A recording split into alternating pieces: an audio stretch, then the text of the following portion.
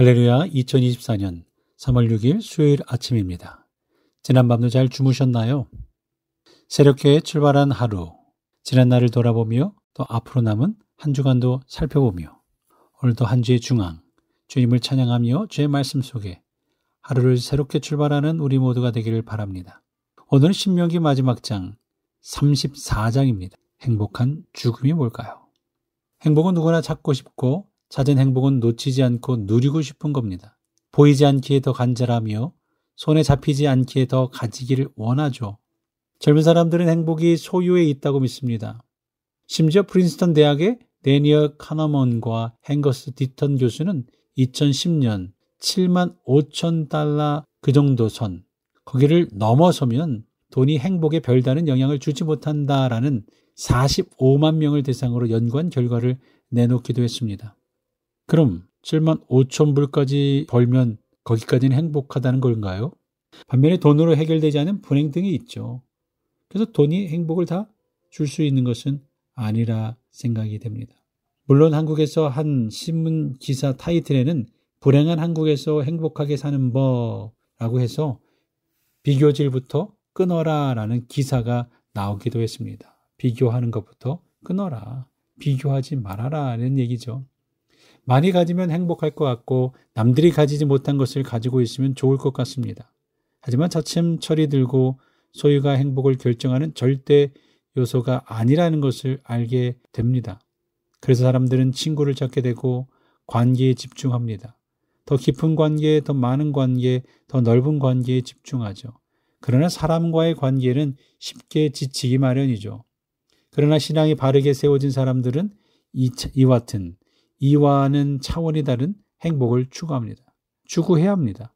신앙이 어릴 때는 하나님 나라를 소유하는 것이 행복이라고 생각합니다.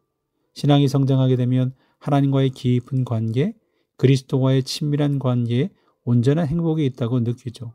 지속적인 관계를 통해 온전한 행복, 완전한 행복은 하나님께로 돌아감이 행복의 완성임을 자각합니다. 그런 의미에서 오늘 본문 모세는 완성된 행복의 지점까지 도달한 사람입니다. 하나님의 나라를 소유했고 하나님과의 깊은 영적 관계를 누렸던 사람이었고 이제는 하나님 말씀에 의지해서 말씀대로 죽어서 하나님 앞에 서게 되었기 때문입니다. 하나님께서는 모세의 죽음을 맞이하면서 그에게 마지막 선물을 해주죠. 지금까지 수고한 결과를 보여주는 거예요. 1절에서 3절까지 한번 읽어볼까요? 모세가 모압 평지에서 느보산에 올라가 여리고 맞은편 비스가 꼭대기에 이르매 여호와께서 길앗 온 땅을 단까지 보이시고 또 온 납달리와 에브라임과 므낫세의 땅과 서해까지의 유다 온 땅과 네겝과 종려나무의 성읍 여리고 골짜기 평지를 소알까지 보이시고 모세가 지금까지 수고한 결과가 이것임을 높은 곳에서 보게 하셨어요. 너는 건너가지 못하지만 이스라엘 백성들은 저 땅으로 들어가서 그곳에서 나 여호와를 섬기고 이제는 광야 생활의 고단함과 어려움 없이 영원토록 자손대대로 살아가게 될 것이다 라는 말씀입니다. 사실 우리가 죽음이 없다면 얼마나 고단하고 힘든 인생을 살아가야 될까요? 생각해보면 고단하고 힘든 일이 아닐 수 없습니다. 만약 우리가 노동자라고 생각한다면 온종일 공장에서 수고하고 애썼습니다. 애썼는데 집에 돌아갈 쉼이 없다면 얼마나 막막하겠습니까? 하루 종일 수고하고 가족들과 함께 먹을 음식을 들고 집으로 돌아갈 때 그 기분은 느껴본 사람만이 아는 행복이겠죠. 하나님의 말씀대로 인생을 마감하는 모세의 마지막이야말로 참 행복한, 아이러니하게도 행복한 죽음이 아닐까 생각합니다. 모세의 죽음은 자신에게도 크나큰 축복입니다. 선물입니다. 하지만 이것은 모세에게만 주는 선물이 아니라 이스라엘 백성들에게도 주시는 큰 선물입니다. 오늘 보면 5절, 6절 볼까요? 이에 여호와의 종 모세가 여호와의 말씀대로 모압 땅에서 죽어 벳볼 맞은편 모압 땅에 있는 골짜기에 장사되었고 오늘까지 그의 묻힌 곳을 아는 자가 없는지라. 모세가 어디에 묻혔는지 아는 사람이 없다고 했어요.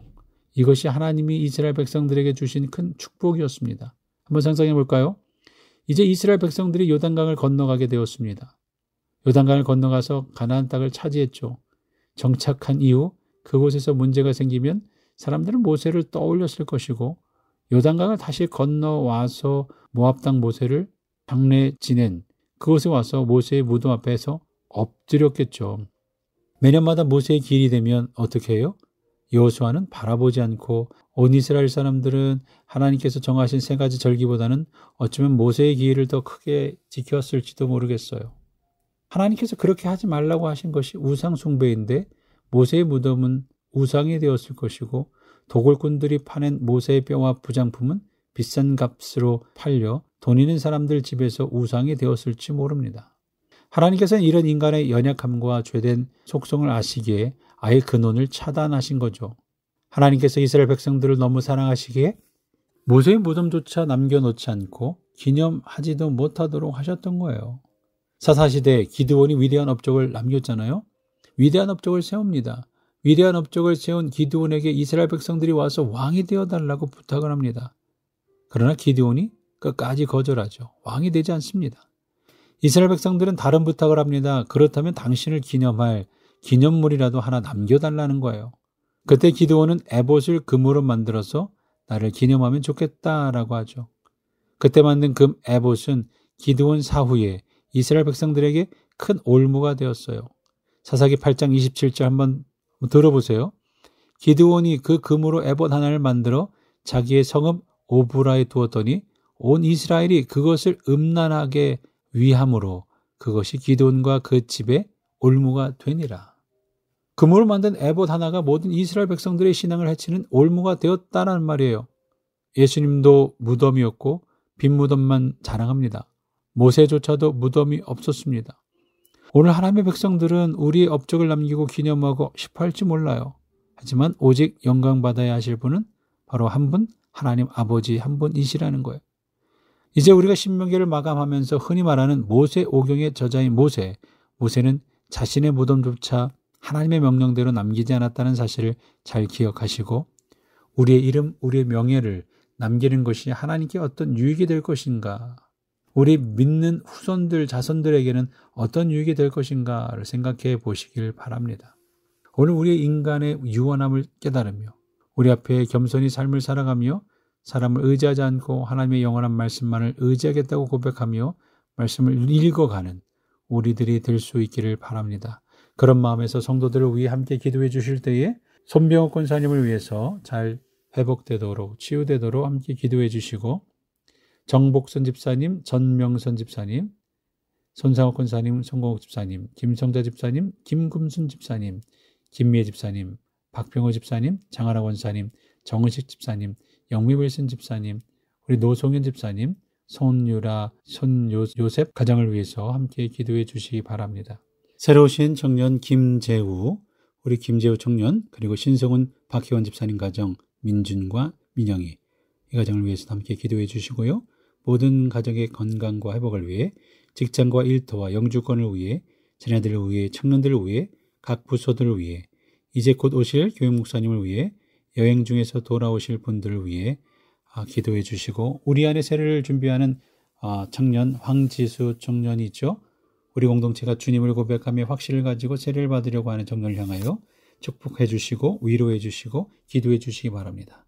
계속해서 사순절 기간 진행됩니다. 주님의 고난, 나를 사랑하시는 주님의 사랑, 그 사랑으로 오늘도 살아갈 수 있는 우리 모두가 될 수 있기 바랍니다. 다 같이 기도하며 나아가겠습니다.